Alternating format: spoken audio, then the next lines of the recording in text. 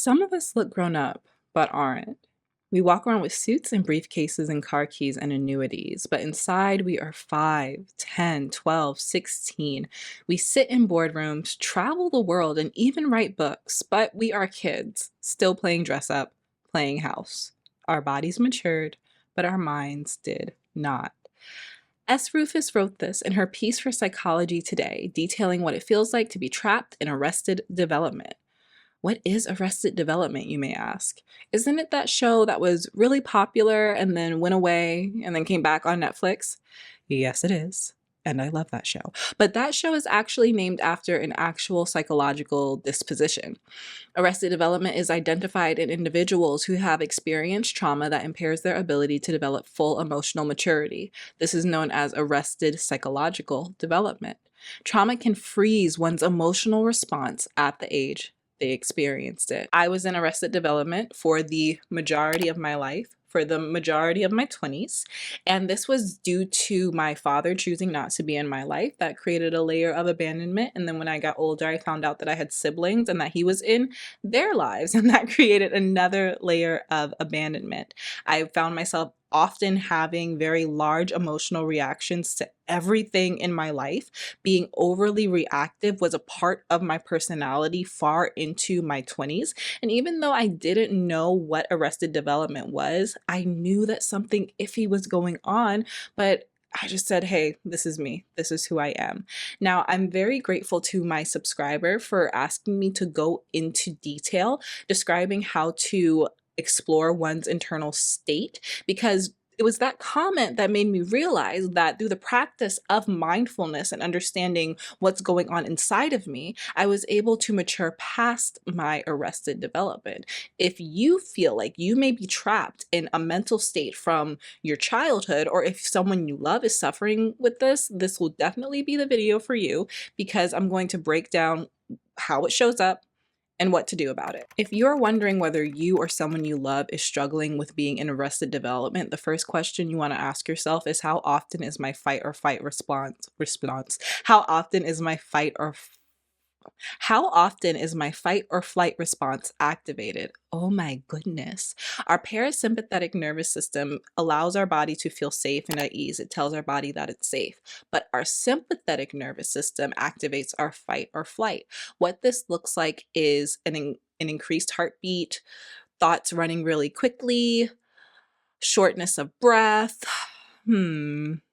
It looks different for almost everyone, okay? So if you're interested in understanding the ways that our sympathetic nervous system activates, I would definitely look that up, because that can help you understand whether your body is usually at ease, whether your body is usually in ready to attack or ready to be attacked, or whether you're somewhere in the middle, whether you've found that sweet spot. If you perceive your external reality as relatively safe, but internally, your fight or flight is often activated, there is a chance that you are struggling with some arrested development. For me, for example, I used to always find myself at the point of tears at the thought of being rejected. If I thought that somebody was about to leave me or tell me why I wasn't worthy or blah, blah, blah, blah, blah, blah, I'd be ready to cry, like drop of a pin. Tears streaming. So many of my relationships in my 20s ended in these big screaming matches where I'm yelling and crying and putting all of this emotion into showing them how much I am hurt, because I was stuck in this place of being 7 years old. I was stuck as a child in a grown woman's body, and I know they were like, is she okay? And I was not. I was not okay. Thankfully, if you're concerned, thankfully, I have matured and understood the technique, the wonderful technique of learning how to fall back. So instead of having to prove to people how hurt I am in hopes that that will make them love me more, instead of doing all that, I've learned to just observe. And sometimes two people disagree, two people who love each other disagree, and there's a conversation that has to be had. Other times, two people just are not meant to walk on the same path at this time in life.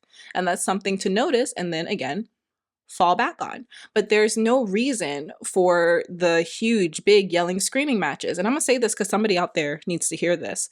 Cutting people off is a trauma response, okay? Cutting people off is not mature. So you could have the yelling and you could have the screaming match, because I am not afraid of conflict. But if you are afraid of conflict, you may lean into cutting people off so that you can reject them before they reject you. And that is not healthy either. Trauma has this funny way of creating illusions that keep you stuck in your past. Hence why we're talking about arrested development. So you recognize it, okay? You recognize that your sympathetic nervous system is activated way more than what you think is good for you and your heart and your peace of mind. Now what?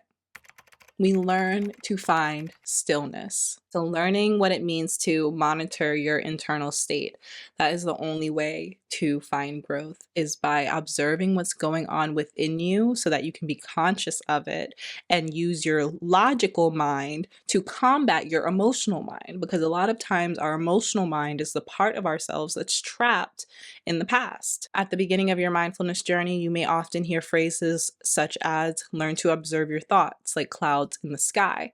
A lot of our thoughts don't necessarily belong to us. Our thoughts are the manifestation of society and are the thoughts planted in us when we were kids. And when we learn how to observe our thoughts, we're able to pick them out and say, okay, that thought belongs to me. And that thought belongs to my great aunt on my dad's side, who was kind of not a great person, but she babysat me a lot. You know, we're able to sit back and observe the thoughts in our mind that align with who we want to be and the thoughts that our mind that were kind of there based on our experiences. And this is the way that you begin to mature into the person you choose to be versus the person your environment turned you into. You may be saying to yourself, observing my thoughts, girl, I can't even sit down for 5 seconds. How am I supposed to observe my thoughts?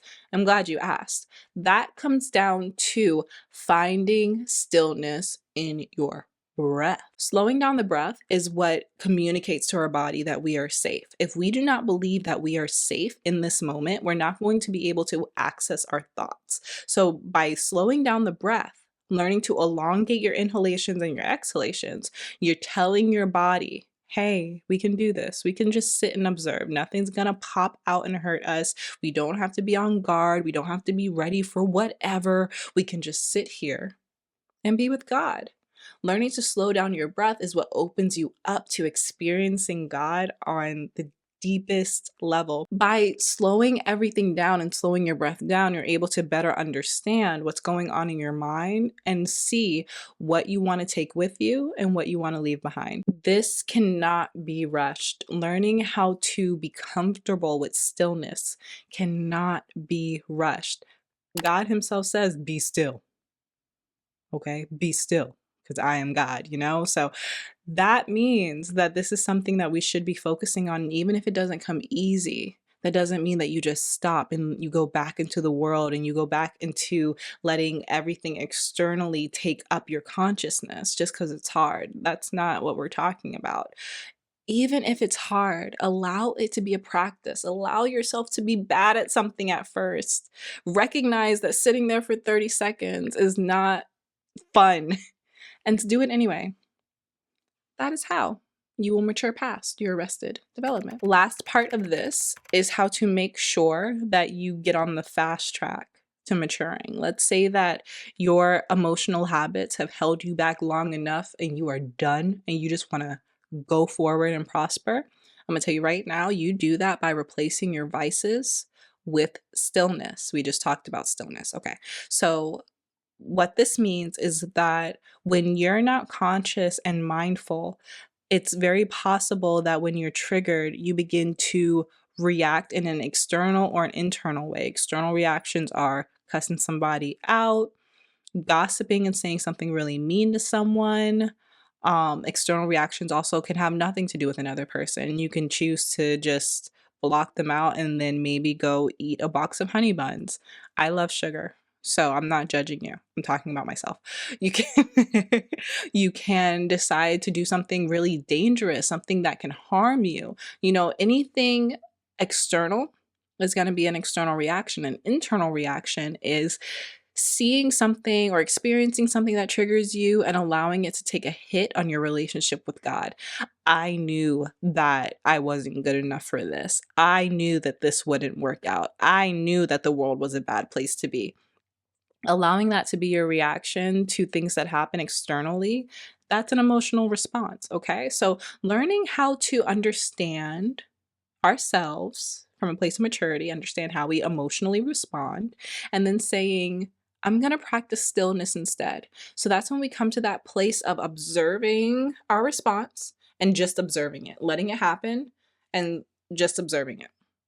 Like, okay, wow, I am very upset. Wow. Okay. Okay. And again, all of this is a practice. You're not going to be good at it at first if you've never done it before. But learning how to practice stillness instead of having emotional responses is going to be what matures you past your triggers, because it's all well and easy. It's all well and good to practice stillness when you're having a good day and everything's chill. But it's when you're triggered that the rewiring process happens. And when you're in this emotionally vulnerable place and you choose to practice time with yourself instead of reacting and being volatile, that's when the goodness starts to blossom. The goodness that's always existed within you starts to blossom because you create space for that goodness to thrive instead of, unfortunately, creating more problems. Because a lot of times our responses just make more problems so we can live on this loop of toxicity, right? Ways to practice stillness after being triggered include breath work. You can find tons of videos about breath work, meditation, journaling, going for a walk, working out, things that allow you to turn inward and understand that, yes, you're still experiencing this, but your mind does not have to run the entire show. You don't have to think something and react off of it. Something that connects you mind, body, and spirit. Speaking of spirit, when I find myself leaning into stillness, I like to just ask God to cover me. Please just cover me, because I know how I am. I know how Dominique is, especially when Dominique's offended. I know how I am. So when I go for that walk or when I sit in meditation, and if you sit in meditation when you're triggered, it's not going to be very silent. Okay. So when I sit in meditation and all the thoughts are ping ponging, I just ask God, like, please just cover me. Just cover me. Cover me in your peace. Cover me in your grace. Please, Lord. And please, God, reveal to me what this is supposed to be showing me about my character so that I may mature. Realizing that you're safe is what gives you the confidence to grow up.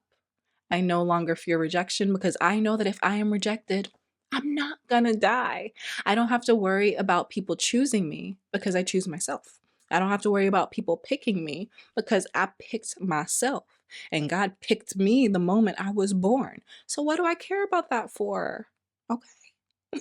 Okay, so if you like this video, give it a thumbs up so people on the channel know that it's valuable. Also, if you would like me to expand on anything that I talked about today, let me know down in the comments and I'll be happy to do that. Last but not least, please make sure that you are subscribed and that you click that notification bell so you can be notified when I come out with a new video. I love you, but Jesus loves you more. See you next time.